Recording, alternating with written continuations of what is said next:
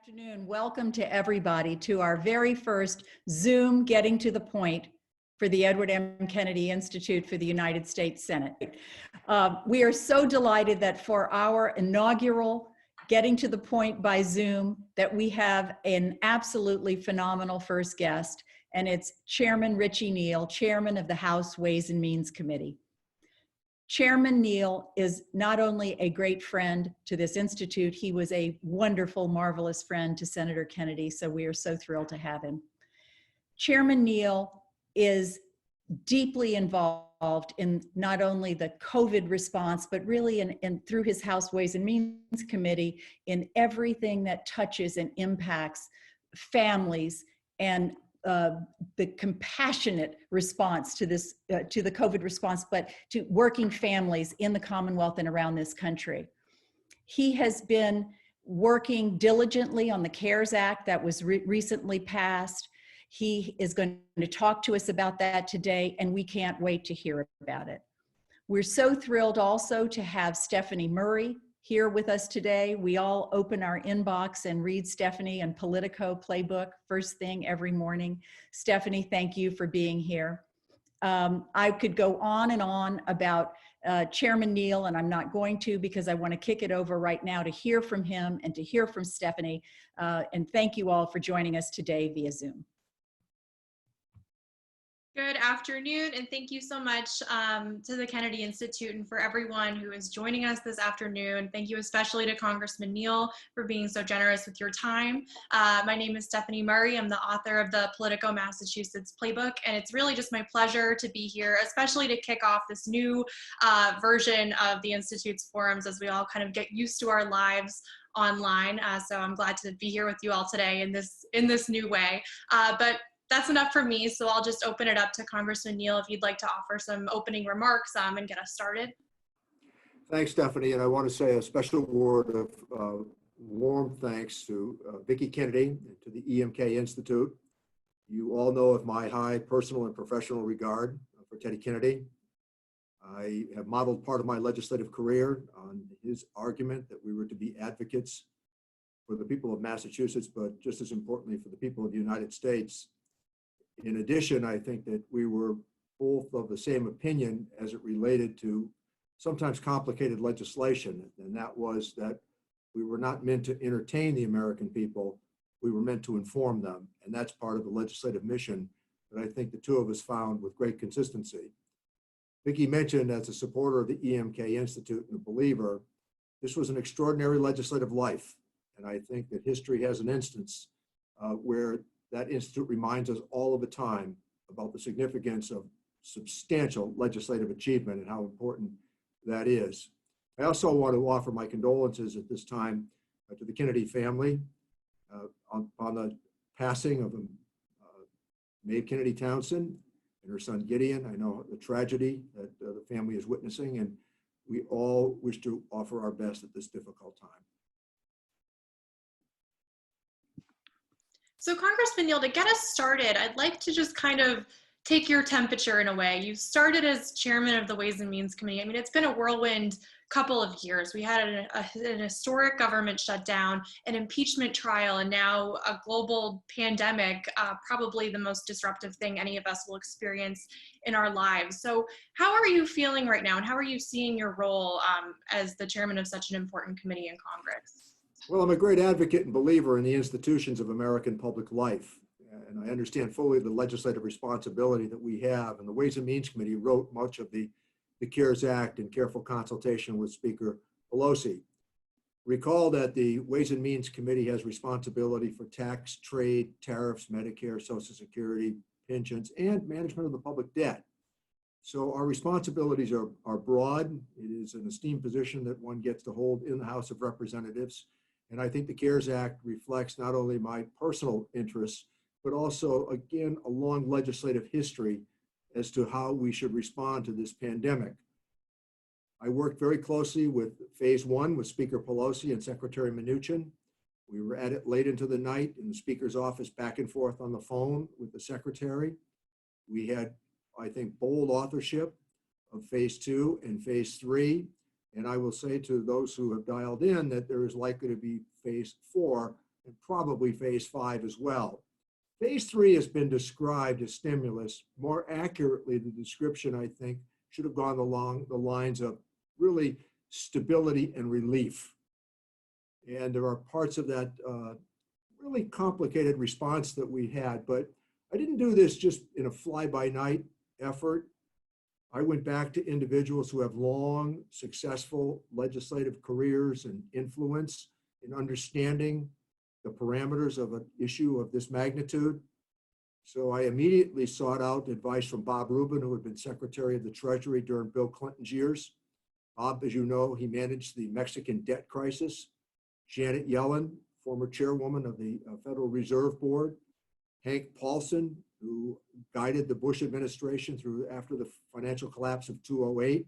Steve Ratner, who had handled the auto bailout for President Obama. I was in touch with Jay Powell at the Federal Reserve Board. And Jack Lew has been a friend of unyielding loyalty to me over the years. So I was able to convene with the early conversations with him, a subsequent get together that lasted for more than 2 hours with Speaker Pelosi. And then we did it again just a week ago. I've been in touch with Secretary Azar, Secretary Mnuchin regularly, and we decided to try to devise public policy here, understanding that until the health issue is resolved, you are not going to get to the economic contagion that it is created. So health foremost, and then we move to the economic consequence of what the health scenario has put in front of us.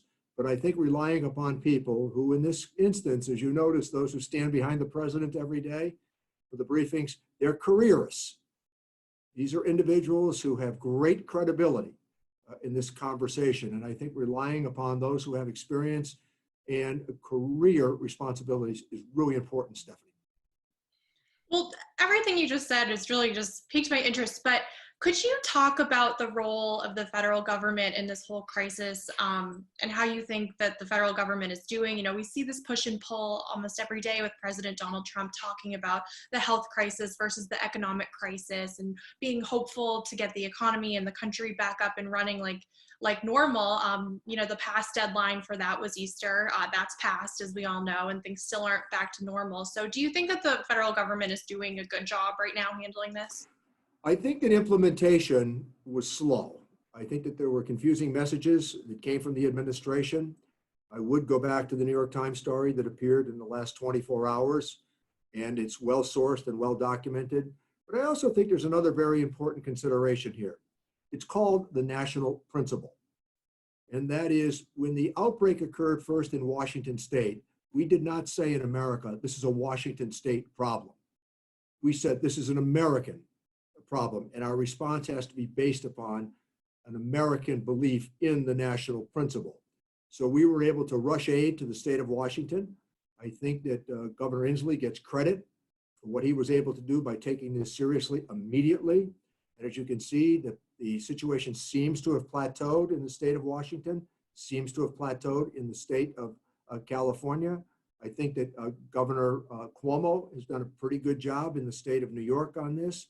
And I also think Governor DeWine, who was in the House of Representatives and in the United States Senate, Governor of Ohio, I think that he has responded appropriately as well. Much of the responsibility here, I think, in terms of resources, has to come from the federal government. We're the only ones that have the capacity to respond to this crisis, but administration frequently will fall into the hands of the governors. And I think that the three and many others have all been able to meet the moment. That's so interesting that you mentioned the governors. And what more can the federal government do? I mean, it seems like states are kind of handling this in a sort of patchwork way. There are different advisories in different states. Some governors are more vocal than others in obtaining PPE. A coalition of governors has banded together to ask for $500 billion in the next stimulus package. So what can you, as the chairman of Ways and Means, do in the next phase of the CARES Act to kind of remedy all of these issues that states are facing? Well, I think we're in kind of phase 3.5 right now. We had decided that we were going to go from phase 3 to phase 4, but as you know, with the Paycheck Protection Act and the unemployment insurance issue and the hospital money, of which the first hospital dollars began to flow last Thursday evening, we called it of the $100 billion, the first $30 billion has been tranched. There will be 2 subsequent investments in our hospitals. I noted earlier that Massachusetts is the gem of the hospital system in the world, and understanding that the role that NIH, our hospitals, and Medicare all play every day in not just a Massachusetts dimension, but nationally and internationally as well. Understanding the role of that $100 billion is important. So I also think that there's going to have to be another round of investment in our hospitals, another $100 billion. The governors have asked for more state and local assistance, governors and mayors. I agree with that. That's part of the bit of a dust up that you're witnessing now. These are reasonable considerations. I understand that. And at the same time, I also think that reasonable people can agree that when you have 17 million people who filed for unemployment compensation just last week, that the system would be exhausted very quickly. So the money that we set aside, the first $250 billion for unemployment insurance, will be exhausted fairly quickly as well. And we're going to have to go back to unemployment insurance as well. So I think the problem with the Small Business Administration is that about $151 billion of the $350 billion has gone out the door. There have been about 3,800 institutions that have participated with SBA. But I will tell you, whether it's the retention tax credit or it's the work share initiative, these are, I think, suitable opportunities to make sure that people keep working, and we need to adhere to that. That was part of the plan. Conversations with Janet Yellen in particular, she said to me in the course of my conversations with her and the others that I described earlier, Mr. Chairman, she said, let's put the ceiling at $75,000 for single filers, $150,000 for joint filers. Those first payments went out over the weekend. Those dollars will go into the hands of people who need them the most right away. Understanding this is day-to-day sustenance for them, but they're also more likely to spend it. We used the IRS because there was an immediate system of channeling that money because of taxpayer ID numbers. Social Security Administration, there is a system of Social Security Administration. Getting that money out would be easier. CDBG, Community Development Block Grant money to cities and towns across the country, as well as through the state governments. There was a channel for that, a pipeline to get the money out. So I think the best way to describe it was speed and balance.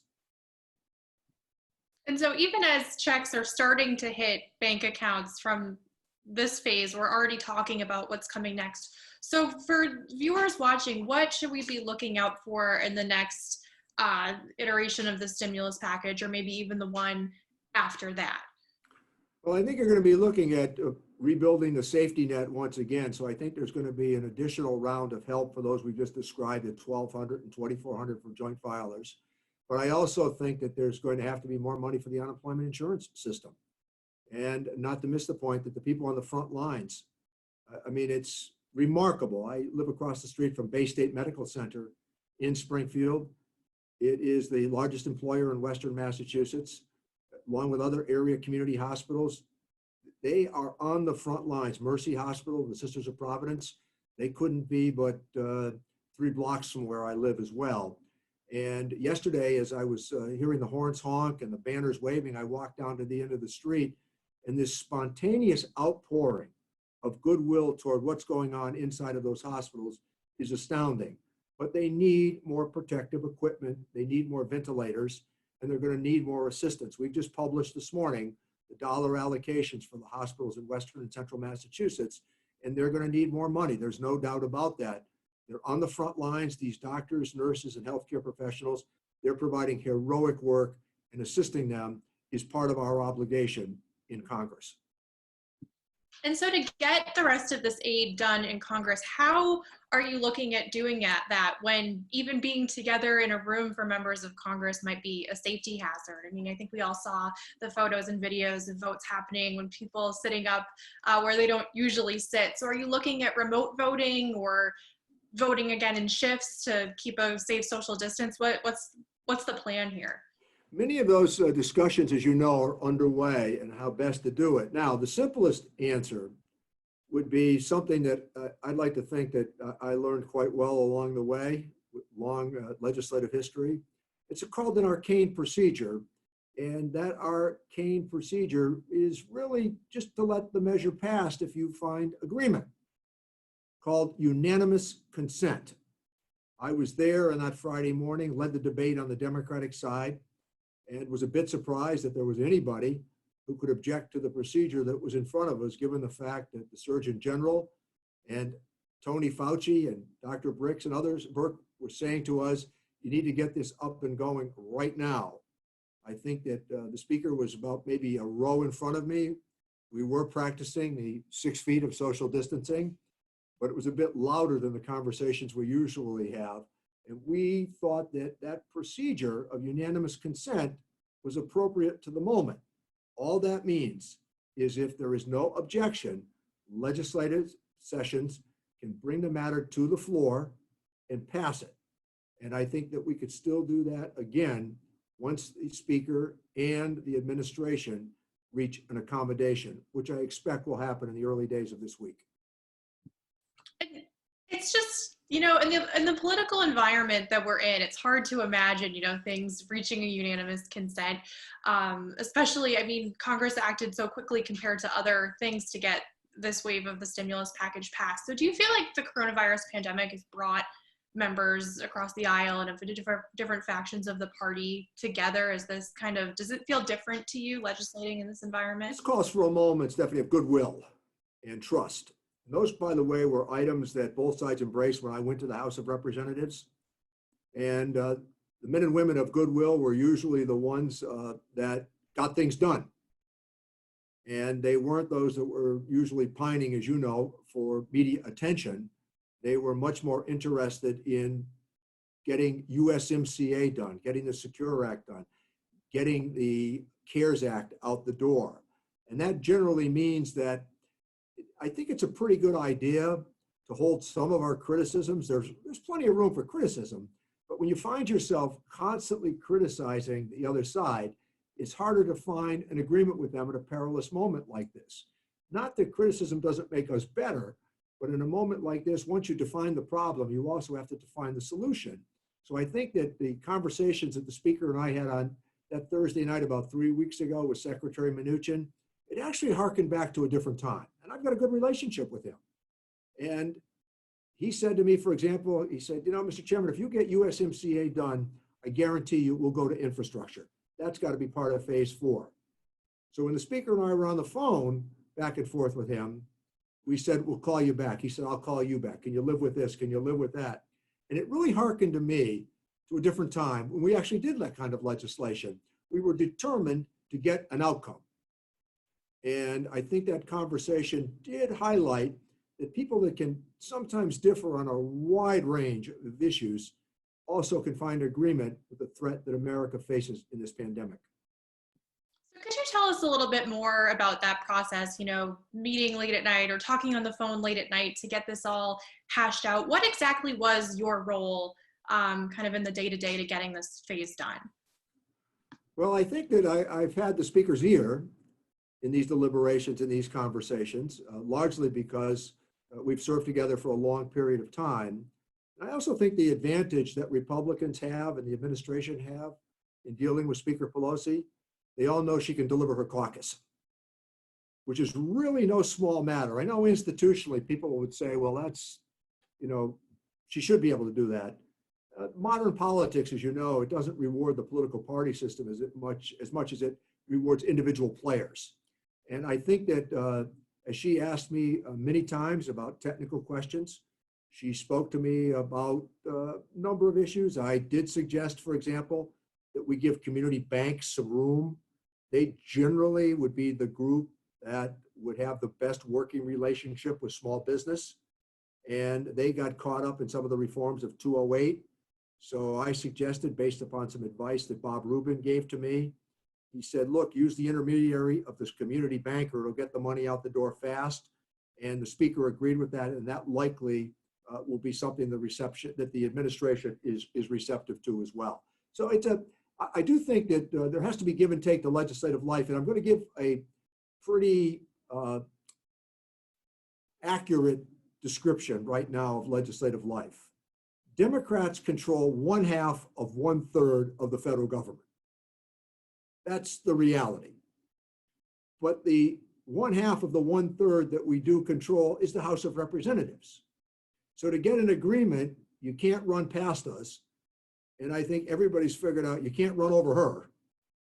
So why not legislate based upon the fact that you need the House of Representatives to concur?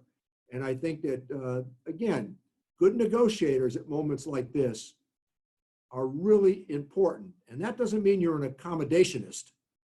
It means you're a legislator understanding the arithmetic that's in front of you. So speaking of that arithmetic, how much do you expect the federal government is going to have to spend or borrow when it comes to these stimulus packages? You mentioned another $1,200, $2,400 payment, more funds for state and local governments, for mayors. So when this is all said and done, how much do you think it's going to cost? Well, recall that Congress does fiscal policy, but another accompanying partner here has been the Federal Reserve Board because they do monetary policy. And what the Federal Reserve Board has done, they've essentially matched the effort that Congress has made. So they are buying loans, they are securing private debt, and that frees up the banks to loan more money more quickly. And when I spoke with Jay Powell, the chairman of the Federal Reserve Board, I laid out what we were thinking of, and he said, I agree, go big. I encouraged at that time the conversation to go to the speaker. She called, talked to him for a long time. He reiterated, go big. So right now, between what we've done in the Congress on fiscal policy and what the Fed has done, you're north of $4 trillion right now. I think you're going to need more given unemployment insurance, hospitals, and I also think that infusion again of cash into the hands of people who need it at the middle and lower end of the economic scale is going to have to proceed immediately. Talking about how much this is going to cost, it reminds me of something that you've spoken about at length for years, which is the Social Security system and how it's kind of teetering, and in a few decades there might not be any money left. So are we in a better position to go through this pandemic now than we would be in several decades? And what should the federal government be doing to prepare for, you know, the next big life-changing event, economic downturn, anything like that? Well, as you know, I'm an unwavering believer in the guarantee of Social Security. You can outlive an annuity, you cannot outlive Social Security. And we decided again, after careful deliberation, to get the money into the hands of Social Security recipients. Retirement is supposed to be a three-legged stool. It's supposed to be a retirement plan, which we addressed in this CARES Act by granting people access to their 401ks. It's also supposed to involve personal savings. But there's a bedrock principle here, and that's the guarantee of Mr. Roosevelt's genius, Social Security. So the Social Security system, despite what we frequently hear, the Social Security system, even though it's paying out more than it's taking in, still covers us well into the 2030s. So we've got time to address that issue. But I also would say something that the number of people in America who rely upon Social Security as the major part of their retirement income is critical. The average Social Security benefit is about $16,000 a year. That means that half the people who receive a Social Security benefit in America receive less than $16,000 a year. So the legislation that I recently authored, and it passed the House, the Secure Act, is the most important advance in retirement savings in the last 15 years. I intend to build upon it. Retirement savings is critical for all Americans, and during my time as chairman, I intend to make that a priority. What about trade during a time when the economy has been ground to a halt? Travel of all kinds is kind of just locked in place. How are you thinking about tariffs and trade? And has your thinking changed at all? Or does the country need to be doing something different right now because of the situation that we're in? Well, I actually developed a pretty good working relationship with the U.S. Trade Rep, Bob Lighthizer. He would share many Democratic views of trade.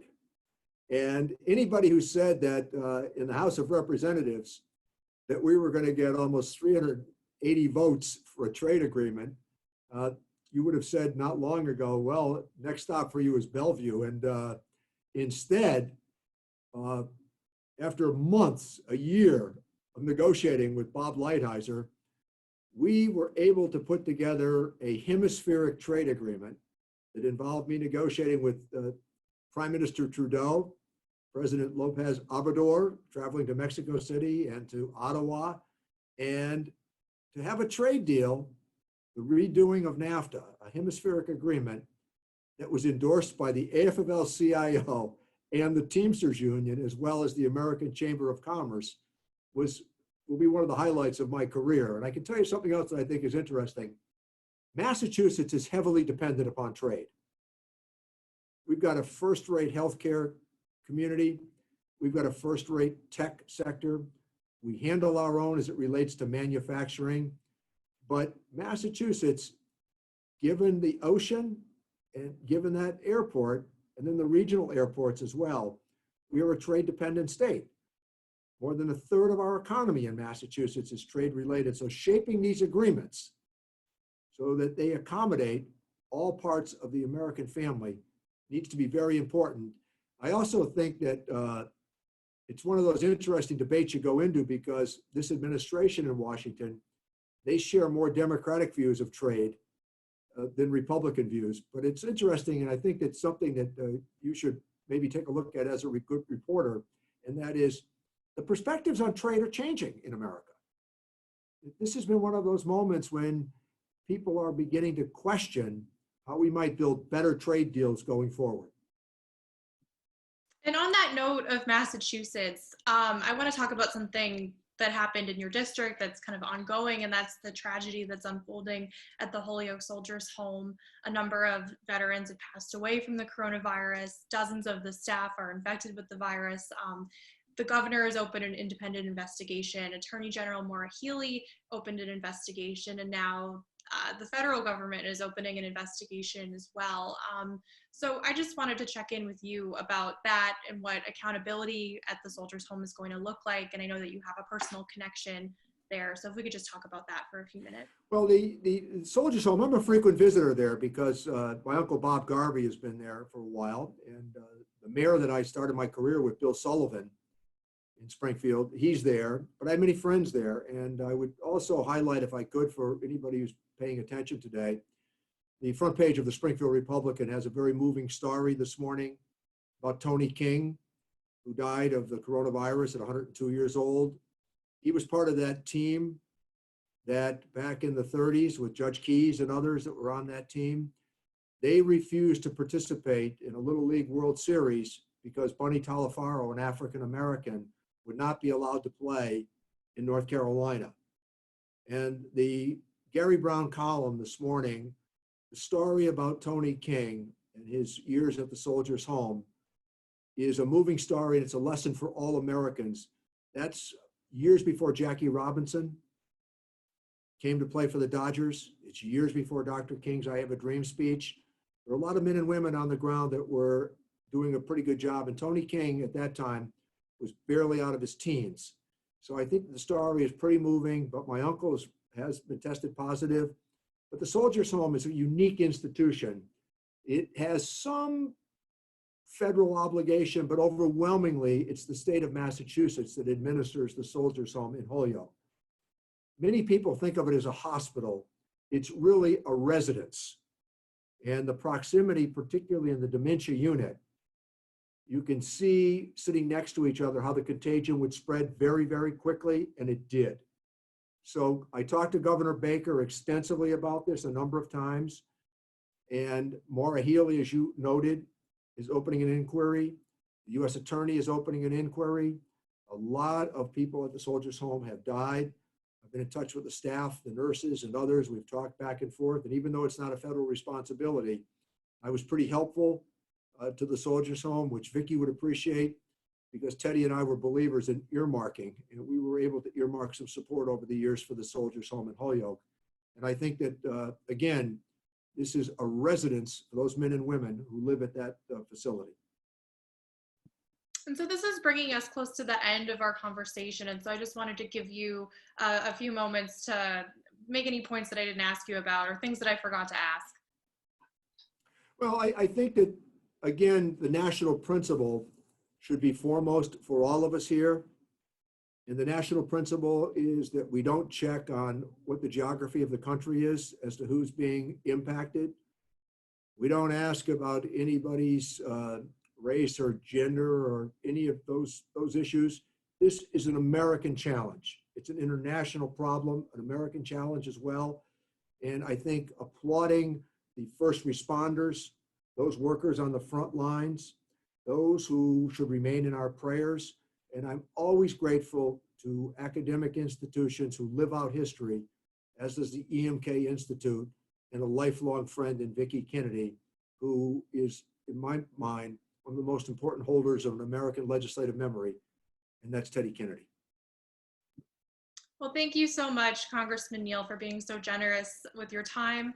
Thank you to Mrs. Kennedy, and on behalf of the Kennedy Institute, thank you so much to everyone who joined us this afternoon. This has been a really thought-provoking conversation for me. I hope you feel the same way, and it was great speaking with you, Congressman. Thank you.